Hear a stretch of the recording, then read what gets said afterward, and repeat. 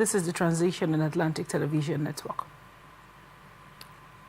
Operatives of the Orerokpe Division in Okpe Local Government Area of Delta State, led by CSP Paul Oboware, have arrested a 37-year-old notorious drug baron, Onos Afokogene, who is known for distributing large quantities of hard drugs within Warri and adjoining communities.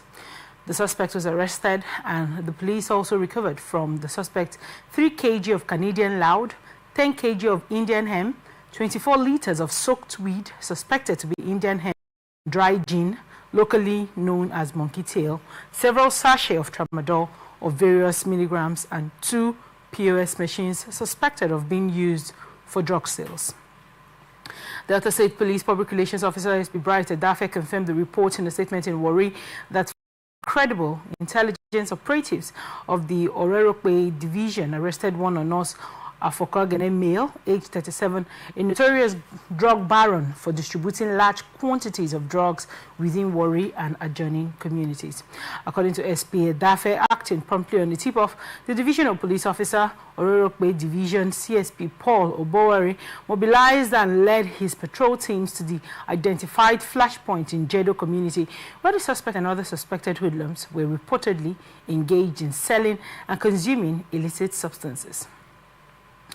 Senate President Godswill Akpabio and youths from his senatorial district, Ikotekpene, have dismissed the allegations by Princess Pat Akpabio, the sister of the former governor, describing it as an attention-seeking adventure, and urged the Inspector General of Police, IGP Kayode Egbetokun, to investigate the allegations with proofs. The youth president, Chief Umo Asiak, who spoke on behalf of the coalition, also said plans were on the way to petition the American government, where Princess Akpabio resides, to mandate her to come home to prove what she alleged, adding that such grievous claims cannot be swept under the carpet. And though what was happening between Akpabio and his sister-in-law was a family altercation, the coalition would not allow the image of the Senate president, whom he described as a benefactor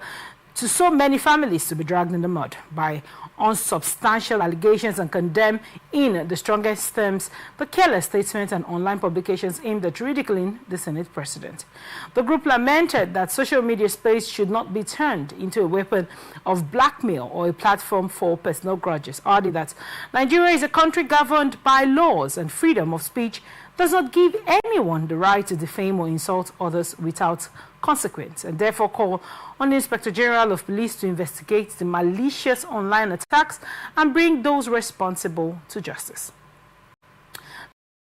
Princess Akpabio had, in a video, called out her brother-in-law, Senator,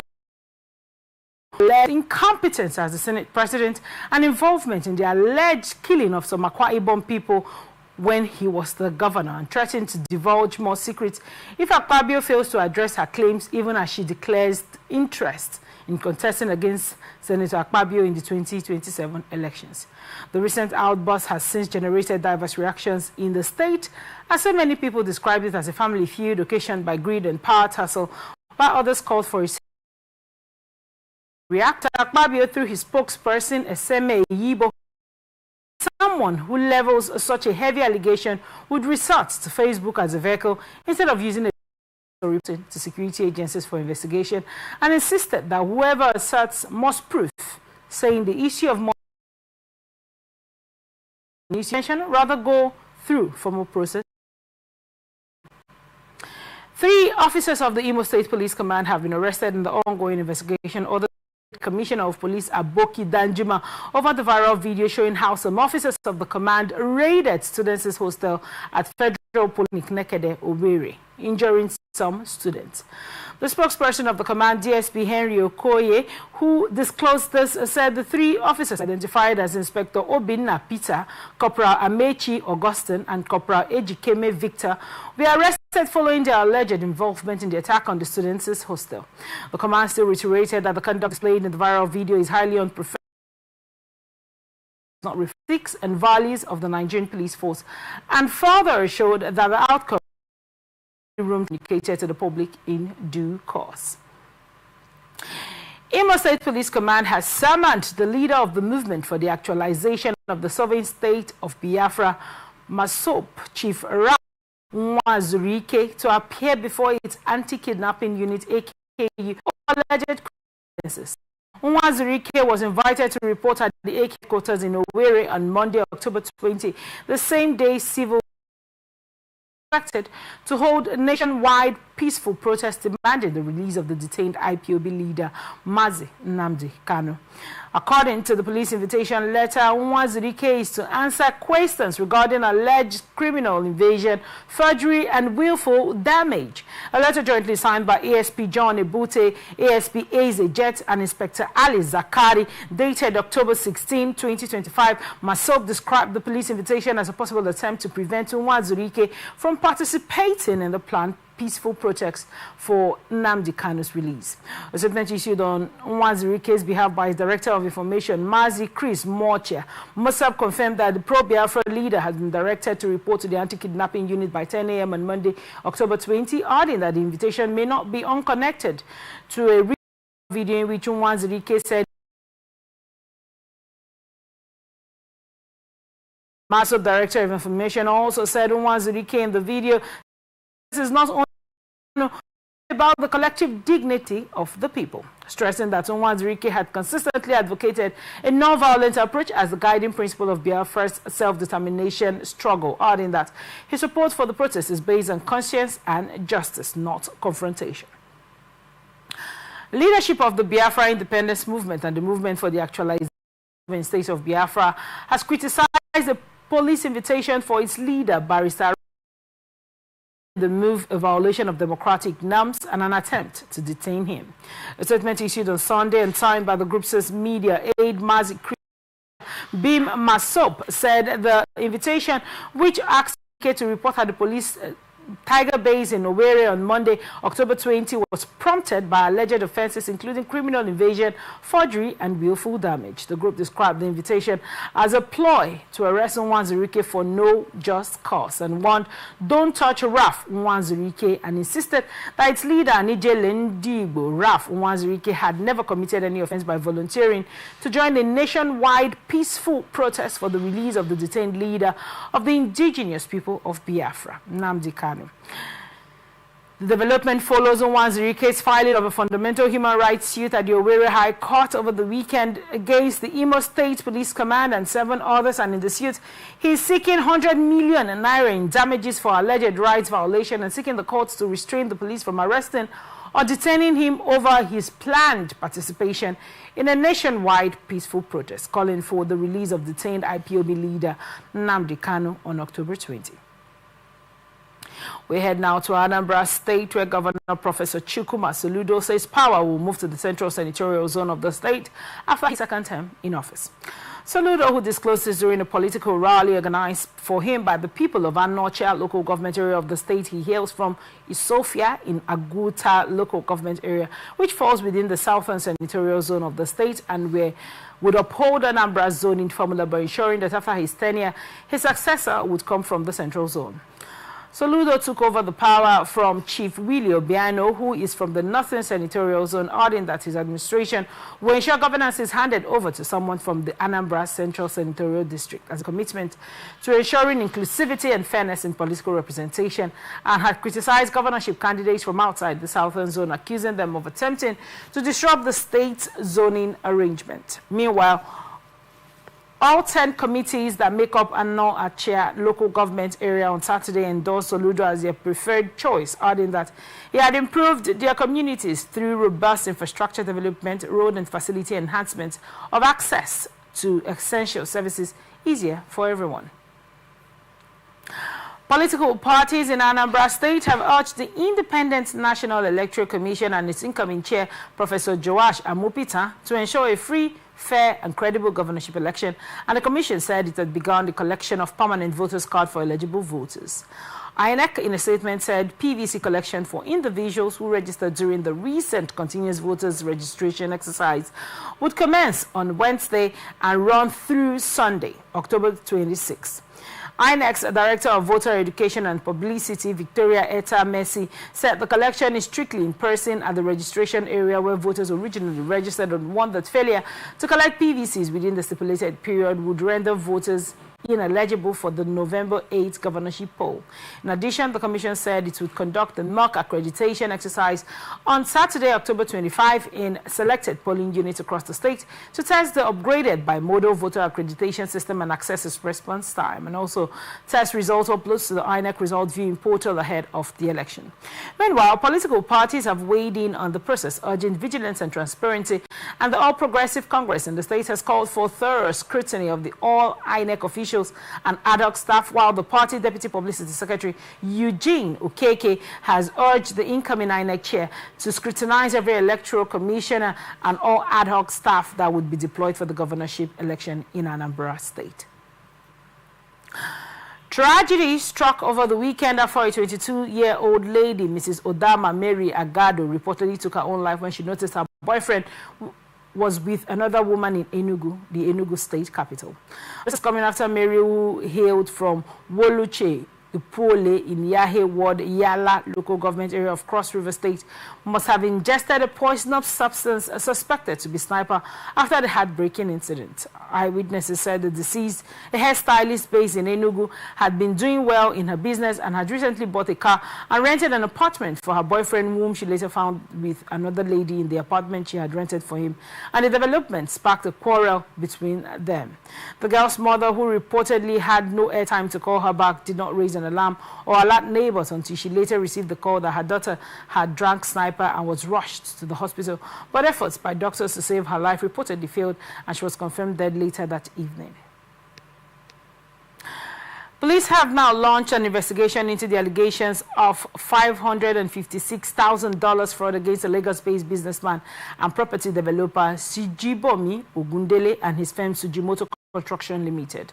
The probe followed the petition filed by one Mr. Olatokunbo Cole, who accused Ogundele and his company of obtaining money under false pretense, fraudulent misrepresentation, criminal breach of trust, and conversion. Speaking on the matter, Ogundele said he was already in talks with both the police and the complainant to resolve the issue. According to the petition dated August 18, 2025, and addressed to the Assistant Inspector General of Police, Zone 7 Headquarters, Abuja, Cole alleged that Ogundele had in 2020 offered to sell him a 3-bedroom apartment at Leonardo by Sujimoto Luxury Apartments for $594,474 and claimed that after paying 90% of the sum, amounting to $556,000 in April 2022, there was no visible progress on the project site. The petition further alleged that when Cole visited the site, no development was ongoing as earlier presented by Ogundele, while Cole's lawyer, Ayokunle Erin, said the businessman later tried to persuade their client to invest in another luxury project known as the Lucrezia by Sujimoto, which offered better returns. When Cole refused, the petition alleged Ogundele became unreachable, and the lawyers argued that the businessman's actions amounted to obtaining money by false pretense under the Advanced Fee Fraud and Other Related Offences Act 2006, and urged the police to carry out a prompt and thorough investigation to the matter. The police is yet to make any formal statement on the status of the investigation. Still on Nigerian police force, police has warned intending protesters agitating for the release of Mazi Nnamdi Kanu against any form of protest around the Aso Rock and its environs. A statement by the first public relations officer, CSP Benjamin Hundein, in Abuja said the warning followed an order of the Federal High Court Abuja in a suit between the Federal Republic of Nigeria versus Omoyele Sowore and 4 others on October 17, restraining any form of protest around the Aso Rock and its environs. The police spokesperson said the first would ensure the free flow of traffic, protection of lives and property, and security of all law-abiding citizens, adding that any person or groups that use this protest as cover to incite violence and carry out or use offensive weapons, as well as vandalize public or private property, kidnap or engage in acts likely to cause loss of life or serious injury, will be dealt with decisively. He said offenders will be arrested and subjected to full investigation and prosecuted under relevant criminal laws, including laws relating to public order, violent conduct, and terrorism where applicable, adding that those who incite others via social media or other platforms would be investigated and prosecuted using digital evidence. He also said the Inspector General of Police, Mr. Kayode Egbetokun, has directed the Commissioner of Police, CP, in charge of the Federal Capital Territory, FCT, and relevant operational commands to ensure strict enforcement of the court's order, and further urged organizers of the protest and participants to avoid the restricted areas specified by the court and refrain from carrying weapons, engaging in provocative conduct, or encouraging others to breach the law. The police also urged the protesters to channel their grievances through the courts and other lawful avenues rather than the streets, and enjoin those not engaging in the protest to go about their lawful business without fear, as anyone found to be in breach of the court's order or in contempt of the court will be arrested and prosecuted. Suspected gunmen have attacked the Zone Quad Divisional Police Headquarters in Zangon Kataf local government area of Kaduna State, killing 2 officers, which forced police guards to retreat into nearby bushes due to the heavy gunfire and lack of perimeter fencing. The slain officers were identified as DSP Monday Madaki, 55, who served as the incident duty officer, and Inspector Bin Magaji, 49, the charge room officer. Both sustained fatal gunshot wounds during the assault. According to Zagazola Makama, no firearms were stolen during the attack, and normalcy has since been restored, while security forces have intensified efforts to track down and arrest the perpetrators, and joint patrols and surveillance operations have been reinforced across Zangon, Kataf, and neighboring communities. All Progressive Congress APC has attracted more members with the defection of 4 Kaduna State House of Assembly lawmakers and 5 House of Representative members alongside thousands of their supporters at the Med rally held on Saturday. With the latest defections, APC now has 13 legislators from Kaduna State at the House of Representatives, leaving PDP with 3, while there are now 26 APC members in the House of Assembly as against 8 PDP members. The mega rally, which was held at Muritala Square in Kaduna, was attended by APC National Chairman Professor Natanwe Yawada, Speaker of the House of Representatives, Right Honorable Tajuddin Abbas, and Minister of Environment Alhaji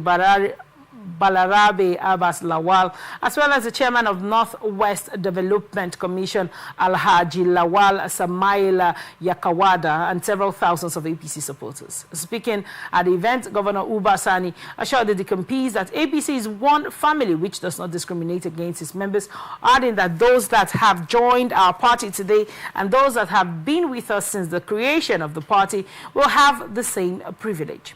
The governor recalled that APC had only 4 members of House of Representatives in 2023, but the party now has 14 members at the lower legislative chamber, adding that the influx of elected members into the APC in Kaduna State is not rocket science, but based on his administration's focus on justice, fairness, and inclusivity. Speaking at the ceremony, Professor Nantewaye described APC as the promised land for Nigerian politicians, adding that President Bola Ahmed Tinubu and Governor Uba Sani deserve a second term owing to their achievements, while House of Representatives Speaker Tajuddin Abbas said the APC has achieved political dominance in Kaduna, a feat that no party had ever attained in the state.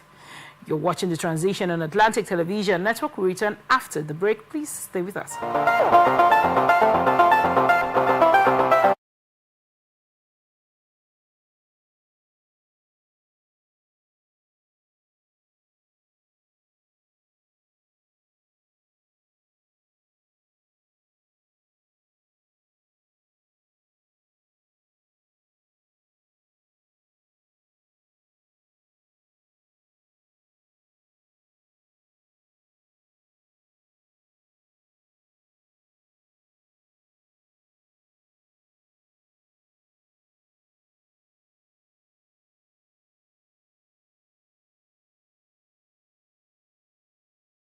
In Africa, the National Broadcasting Commission is set to host the 14th Biennial Conference and Exhibition of African Broadcasters, Africast 2025 in Lagos, Nigeria. Participants will experience a week of world-class expositions showcasing the very best in creativity, innovation, and cutting-edge broadcasting technological advancement and trends in the global broadcast media ecosystem. Theme: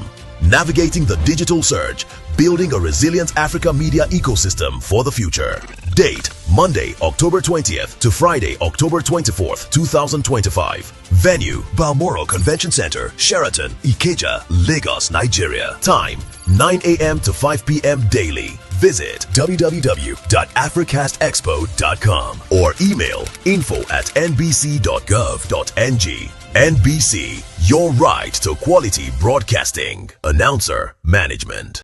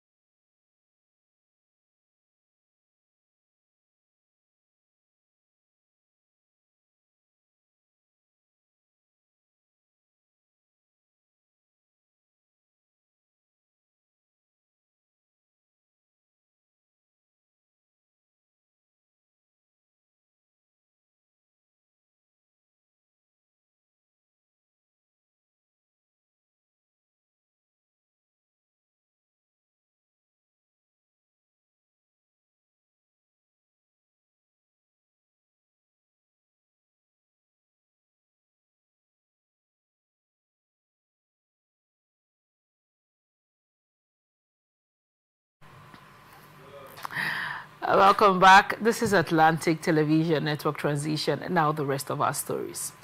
Center for the Promotion of Private Enterprise, CPPE, says President Bola Tinubu's recent presidential pardon can damage investors' confidence in Nigeria, a situation whereby persons convicted of economic and financial crimes benefit from the presidential pardon raises questions about policy, consistency, contract sanctity, and investment security, thereby discouraging both domestic and foreign investors.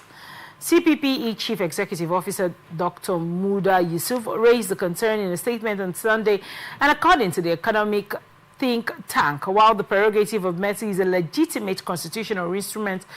its application to serious economic and financial offenses and other criminal acts demands utmost discretion, transparency, and alignment with Nigeria's commitment to anti-corruption campaign, drug control, and the sanctity of human life.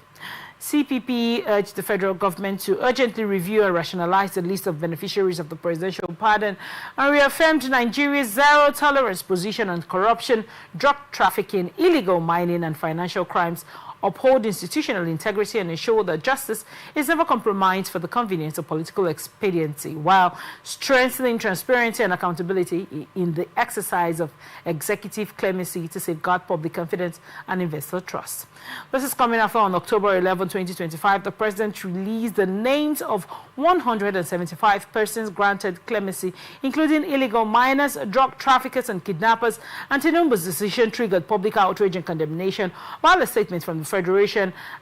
and Minister of Justice Prince Lateef Fagbemi-San clarified that the list of those pardoned is subject to review. Socio-Economic Rights and Accountability Project have urged Senate President Godswill Akpabio and Speaker of the House of Representatives Tajuddin Abbas to explain how the 18.6 billion naira allegedly paid for the construction of the National Assembly Service Commission office complex was spent. SERAP wants Mr. Akpabio and Mr. Abbas to name the company that received the payments and to disclose the names and details of its directors, shareholders, and addresses, and also demanded explanations for alleged multiple breaches of Procurement Act, including the absence of a needs assessment, lack of public advertisement and bidding, and the absence of a brief of public procurement certificate of no objection or Federal Executive Council approval. A statement on Sunday by its Deputy Director Kolawole Oluwadare, the rights group urged that addressing the allegations would show that the National Assembly is acting in the best interest of the people and not for personal interest, adding that the allegations are documented in the Office of the Auditor General of the Federation's 2022 annual report published on September 9, 2025. According to SERAP, both contracts were reportedly awarded without any needs assessment, newspaper advertisement, bidding process, contract agreement, bidders' quotations, and without any approval by the Federal Executive Council, and there was also no brief of public procurement certificate of no objection. And the allegations suggest grave violations of the public trust, the Nigerian Constitution, and national and international anti-corruption obligations, adding that the National Assembly can only become a credible exercise of oversight and anti-corruption duties if it demonstrates exemplary leadership by investigating the allegations. SERAP gave the National Assembly 7 days from receipt or publication of the letter to act, warning that it would take all appropriate legal actions to compel the legislature and the Commission to comply if there is no satisfactory response, and urged that the matter be transferred to relevant anti-corruption agencies for investigation, prosecution, and recovery and remittance of any missing public funds. The group further said accounting for the allegedly missing funds and publishing the details of the contractor would restore public confidence and demonstrate the Assembly's commitment to transparency, accountability, and the rule of law. Defense Headquarters, DHQ, has denied as false and misleading a report by an online publication insinuating that the cancellation of activities marking Nigeria's 65th independence anniversary was linked to an alleged attempted military coup. The report also made spurious references to the recent DHQ press release declaring the arrest of 16 officers currently under investigation for professional misconduct. A statement by the Director of Defense Information, Abuja, Brigadier General Uka Gasu, said the Armed Forces of Nigeria, AFN, wishes to categorically state that the claims by the said publication are entirely false, malicious, and intended to cause unnecessary tension and distrust among the populace, adding that the decision regarding the cancellation of the 65th Independence Anniversary Parade was to allow Mr. President attend a strategic bilateral meeting outside the country and for members of the AFN to sustain the momentum on the fight against terrorism, insurgency, and banditry. It also said the Defense Headquarters wishes to reassure Nigerians that the ongoing investigation involving the 16 officers is a routine internal process aimed at ensuring discipline and professionalism is maintained within the ranks, and an investigative panel has been duly constituted and its findings would be made public. The Defense Headquarters calls on all peace-loving citizens to continue to provide necessary support to the security agents, stressing that the federal government, the legislature, and the judiciary are working closely for the safety, development, and well-being of the nation to sustain existing democracy role in Nigeria. The Defense Headquarters also urges members of the public to disregard the falsehood being circulated by the purveyors of misinformation and enemies of the nation, adding that the Armed Forces of Nigeria remains firmly loyal to the Constitution and the federal government under the leadership of the Commander-in-Chief of the Armed Forces, President Bola Ahmed Tinubu. Force Public Relations Officer CSP Benjamin Hundeyin says at no point did the police seek a court injunction to stop the protesters' right to peaceful assembly to stop the Free Nnamdi Kanu now protest through the courts. This is coming after the Federal High Court in Abuja had refused the Nigerian Police Force's bid to stop the Free Nnamdi Kanu now protest, allowing it to proceed as scheduled on Monday, October 20, 2025. Reacting to the judicial decision, the protest convener Omoyele Sowore affirmed the court's decision as a victory for civil liberties and doubled down on the scheduled protest. Academic Staff Union of Universities has reminded the Ministry of Education to settle the ongoing industrial dispute. ASU National President Professor Chris Piwuna, who disclosed this in Abuja Monday, will mark the 7th day, and there was need for dialogue, and this comes after the Deputy Senate President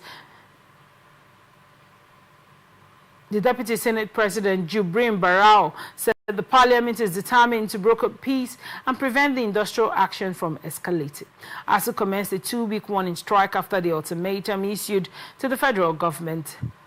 elapsed last Sunday. And the renewed standoff between ASU and the government comes amid ongoing negotiations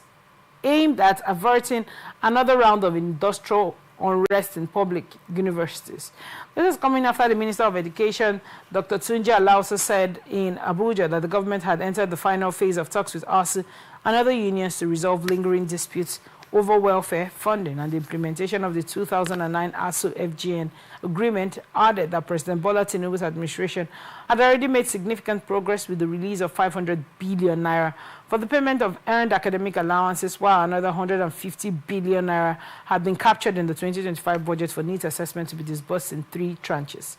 But declaring the strike, Piwana said it goes without saying that there is nothing sufficient on the ground to stop the implementation of the ASU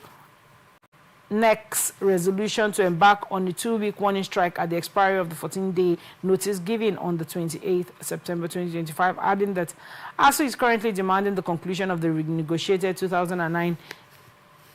federal government ASU agreement, released of the withheld 3.5 months' salaries, sustainable funding of public universities, as well as revitalization of public universities and cessation of the victimization of lecturers in Lagos State University, Kogi State University, now Prince Abubakar Audi University, and Federal University of Technology,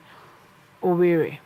Others are payment of outstanding 25 to 35% salary arrears, payment of promotion arrears for over 4 years, and release of withheld third-party deductions, including cooperative contributions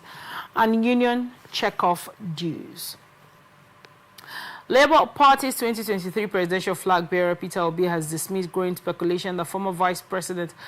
Atiku Abubakar may hijack the African Democratic Congress's presidential ticket ahead of the 2027 general elections. Obi, during his recent visit to Lear Primary School, Kwapa, Abuja, said he had no fear about Atiku's political moves, describing him instead as a dear elder brother and respected leader.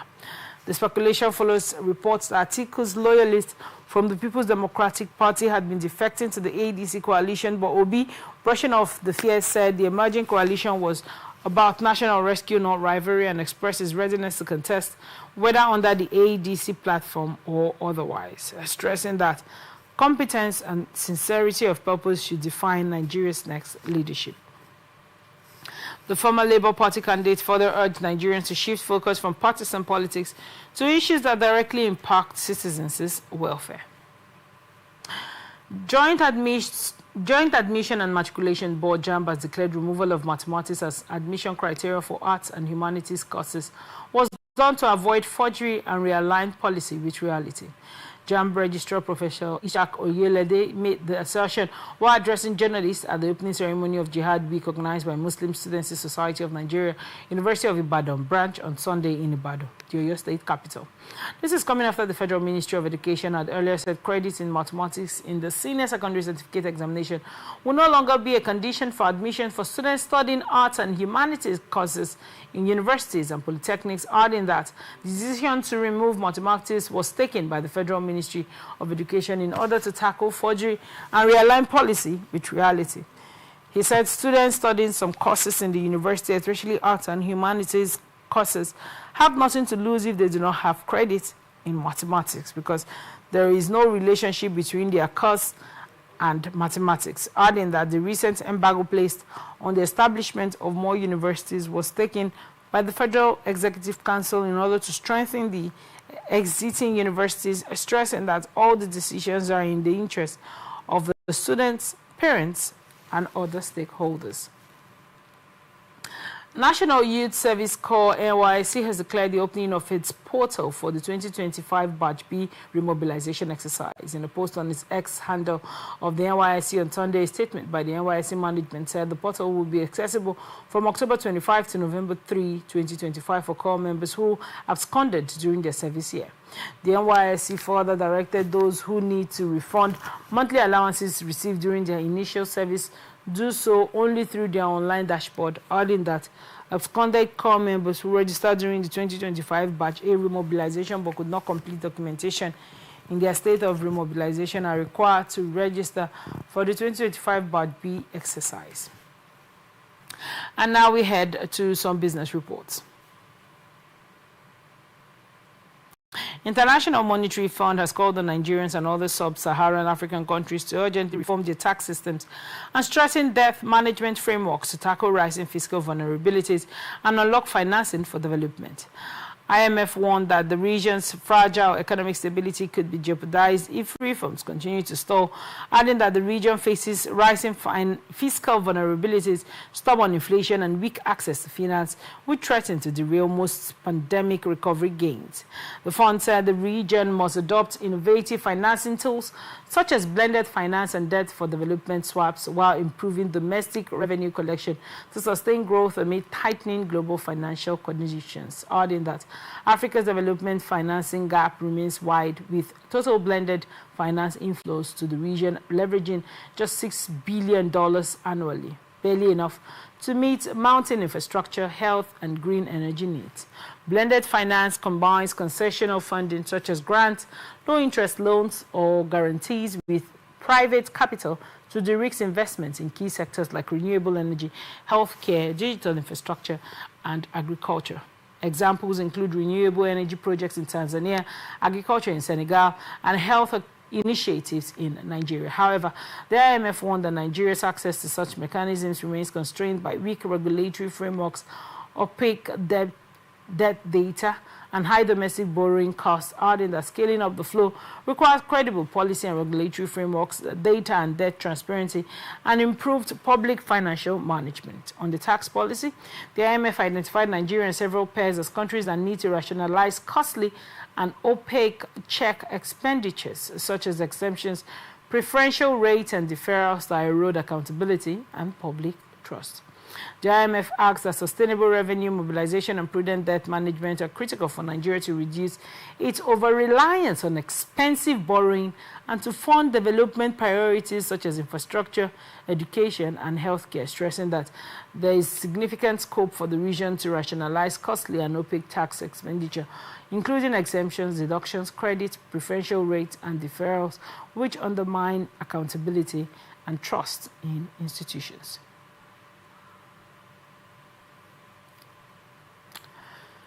We take some international news.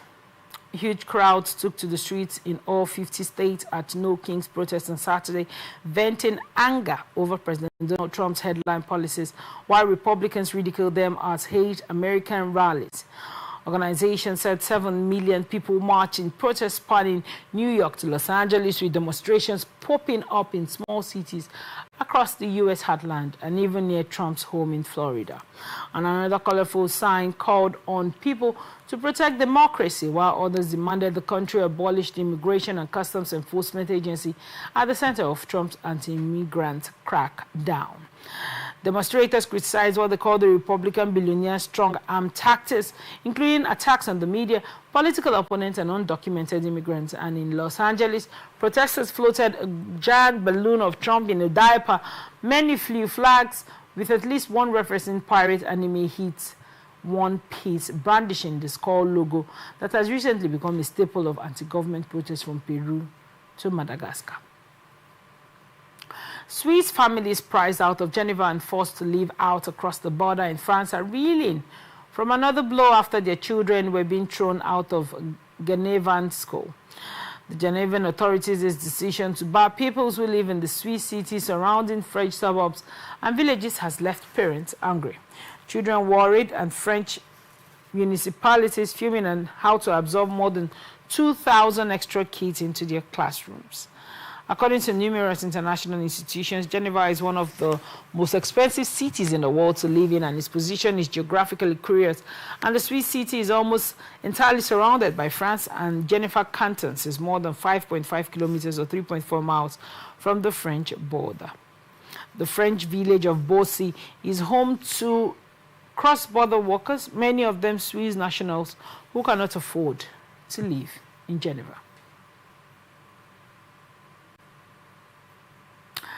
And now we head to some entertainment reports. Businessman and politician Senator Ned Nwoko has addressed the viral video showing his wife, Nollywood actress Regina Daniels, in distress, denying claims of domestic violence and attributing their marital crisis to her alleged struggle with drug and alcohol abuse. A statement released on Sunday, Nwoko said the actress's battle with substance abuse and it had taken a toll on their marriage, and also alleged that Regina had recently become violent, assaulting 3 of his staff members and destroying property, including vehicles and windows, within 2 days. He said he had urged her to continue her rehabilitation either in Asokoro or abroad, where she would have limited access to drugs, expressing concern for her well-being, and further claimed that Regina had refused to take their son, Moon, to the hospital during a medical emergency and instead turned on a resident nurse who reportedly exposed her alleged drug use. He also accused 2 individuals identified as Sammy and Ann of supplying drugs to the actress, claiming they instigated chaos in his home in his absence. And the politician's statement follows a viral video of the actress that surfaced on social media on Saturday, October 18, 2025, showing her in tears and suggesting she had been physically assaulted. And that's the size of the package. Thanks for joining us. I am Otaria Benjamin. Remember, you can follow and subscribe to all our social media platforms on X, Atlantic TV Net, on Facebook and YouTube, Atlantic Television Network. We are on Instagram on Atlantic TV Network 1. Remember that peace and unity are the pathways to progress. Stay with us. Up next is Society Watch.